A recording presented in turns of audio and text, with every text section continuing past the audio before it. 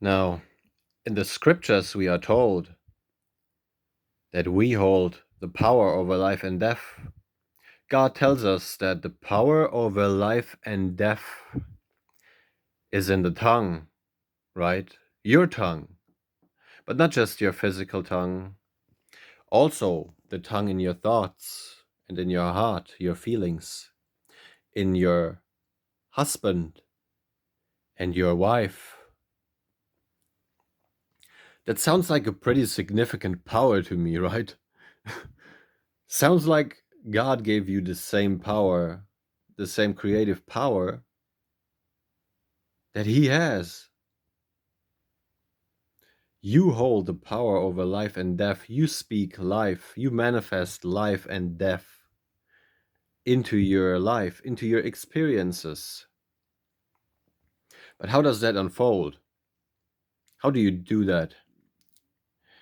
You see, the mind of man, it has certain faculties or disciplines or disciples.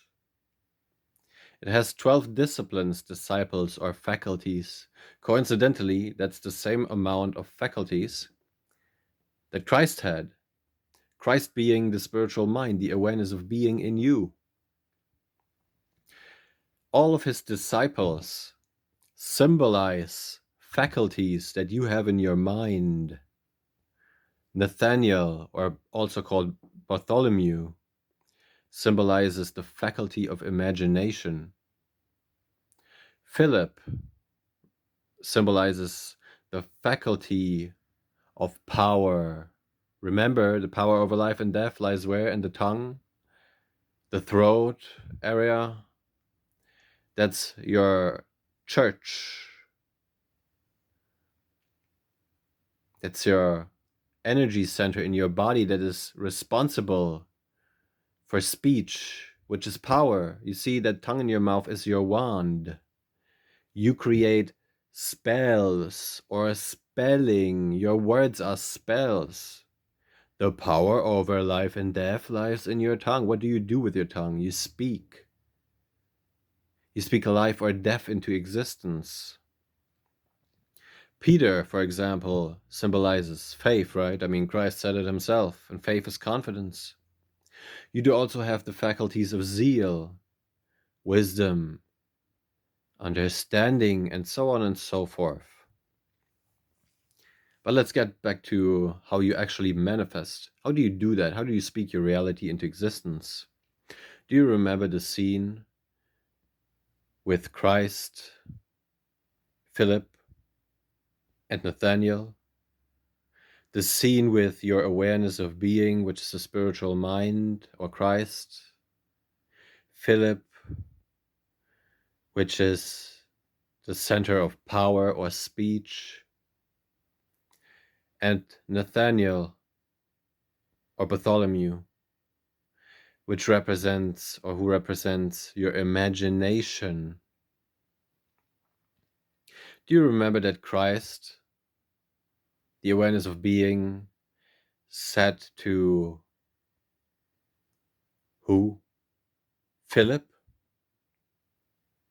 Speech, the power of the tongue. The awareness of being commanded the power of speech to call forth the imagination. What you had in your imagination is called forth through your speech, through your awareness of being. Didn't you read in the scriptures where it says, "No man can come unto me except the Father sends me, draw him"? Now you know the mystery of the meaning of that.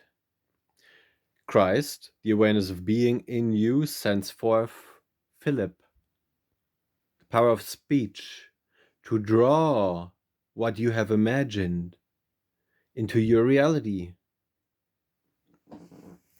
Now, let's take a closer look at this in the book of Ecclesiastes, chapter 11, verse 1 to 7. Now, before I reveal this to you, actually go to your priest pastor or reverend or to whomever you go to in your congregation and ask them to reveal what I have just revealed to you. You know, the scene with Christ, Philip, and Nathaniel.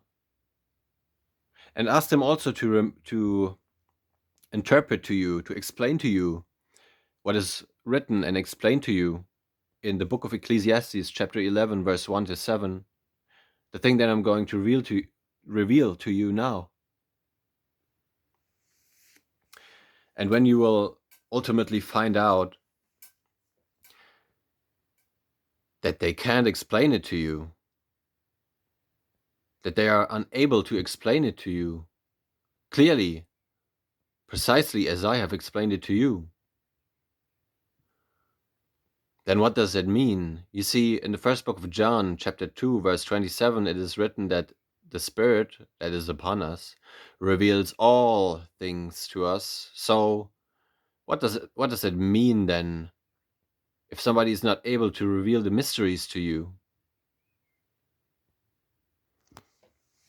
Ecclesiastes chapter 11, verse 1. Cast your bread upon the waters, for thou shalt find it after many days. What does that mean? It means cast your desire, the thing that you desire, the thing that you want to call to you through your imagination. Cast that thing. For example, if you desire health, you would cast I am health upon the waters. The waters is your consciousness, your awareness of being, which is Christ. Didn't Christ tell you to cast all of your burdens upon him? Now you know what that means. For you shall find it after many days. After many days it will come to you. If you don't grow weak and weary and give up, if you don't become faithless, give a portion to 7 and also to 8, for thou knowest not what evil shall be upon the earth. What does that mean? It means that you shouldn't put all of your bread into one basket. For thou knowest not what evil shall be upon the earth. The earth is the woman. The woman is your feelings, your emotions. You don't know what kind of evil you will feel in the meantime. If the clouds be full of rain, they empty themselves upon the earth. And if the tree fall toward the south or toward the north, in the place where the tree falleth, there it shall be. What does that mean? The clouds are your thoughts, and the rain is what precedes. Or rather, the clouds are your consciousness. And from your consciousness proceeds the rain, which is your thoughts. Your thoughts water the earth, your feelings, your wife, the womb. Your heart is the womb. You have to think and you have to feel it. That is what this means. What does it mean if the tree falls toward the south or toward the north? It means that however you imagine, that imagination, that desire of yours, exactly the same way that you imagine it, that is how it is going to happen. If you imagine, I am married, and you're looking for a husband, however you imagine that to happen, that is exactly how it is going to happen. He that observes the wind shall not sow, and he that regardeth the clouds shall not reap. What does that mean? It means that whoever pays attention to the outward appearance, he will not sow. If you regard what the outside 3D physical world is telling you, You will not sow. And if you don't sow your desire with your thoughts and your feelings, you will not reap it. If you don't sow your thoughts and your feelings into your imagination with faith and confidence with Peter, you will not reap your desire. That is what that means.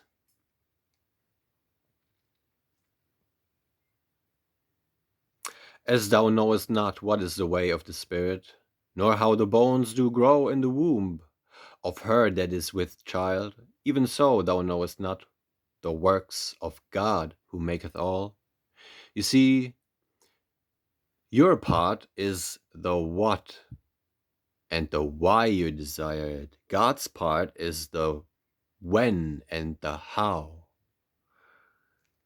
That means your imaginations, your awareness of being's part of the manifestation is the when and the how. In the morning, sow your seed, and in the evening withhold not thine hand.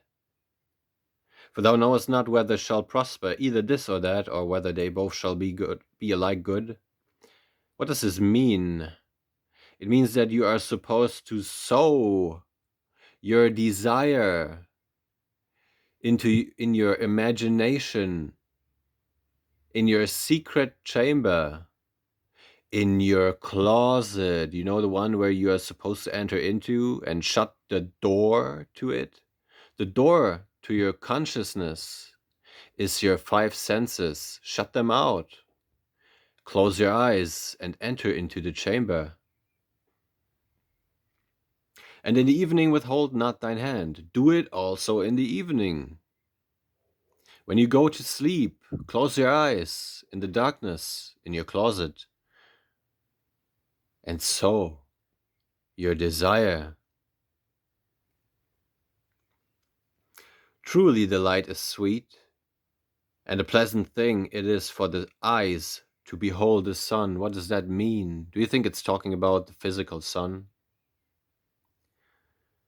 It means truly the truth is sweet. What truth? The truth that I have just revealed to you. The truth that your pastor, your priest, and your reverend are going to be unable to reveal to you.